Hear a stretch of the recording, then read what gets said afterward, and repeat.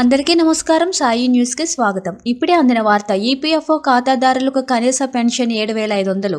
Supreme court కీలక ఆదేశాలు. చాలా కాలం తర్వాత ఈపీఎస్ 95 పెన్షనర్లు డిమాండ్ అయిన హయ్యర్ పెన్షన్ విషయంలో త్వరలోనే గుడ్ న్యూస్ చెప్పేందుకు కేంద్రంలోని మోదీ సర్కార్ సిద్ధమవుతున్నట్లు సమాచారం. ఇదిలా ఉంటే ఈపీఎస్ 95 పెన్షన్దారులు సుదీర్ఘ కాలంగా తమ పోరాటం కొనసాగిస్తూనే ఉన్నారు.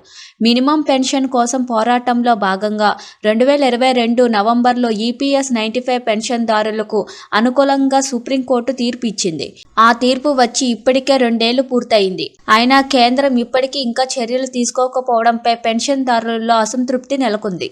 ఇప్పటికే వేలాది కుటుంబాలు అతి తక్కువ పెన్షన్ పొందుతున్న నేపథ్యంలో వైద్య ఖర్చులు పెరుగుతున్న ద్రవ్యోల్బణం కారణంగా పలు ఇబ్బందులు ఎదుర్కొంటున్నారు. తెలంగాణ, ఏపీలో వేలాది మంది ఉద్యోగులు ఈపీఎస్ 95 స్కీమ్ ద్వారా కేవలం 1000 నుంచి 1500 రూపాయలు మాత్రమే పెన్షన్ ద్వారా పొందుతున్నారు.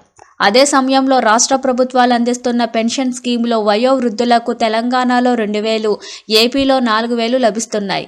ఈ నేపథ్యంలో సుప్రీంకోర్టు ఆర్డర్ ఉన్నప్పటికీ తమకు సామాజిక భద్రత, వృద్ధాప్య పెన్షన్ల కంటే తక్కువ పెన్షన్ ఇవ్వడం ఏమిటని ప్రశ్నిస్తున్నారు.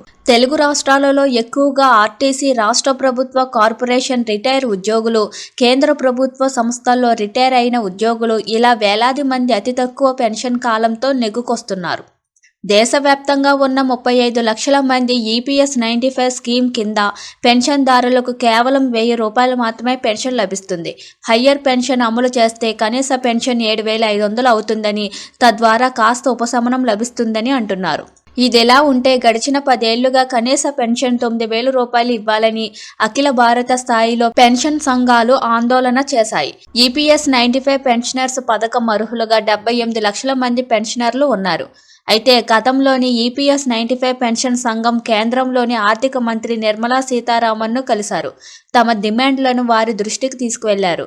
ఈ సందర్భంగా సీతారామన్ ప్రభుత్వం సానుభూతితో వ్యవహరించి సమస్యలను పరిష్కారం చూపేందుకు హామీ ఇచ్చారు. ఈ నేపథ్యంలో ఈపీఎస్ 95 హయ్యర్ పెన్షన్పై ఇప్పటికే ఆప్షన్స్ అందుకోక దీనిపై త్వరలోనే కేంద్ర ప్రభుత్వం నిర్ణయం తీసుకునే అవకాశం ఉందని సమాచారం. Thank you for watching this video.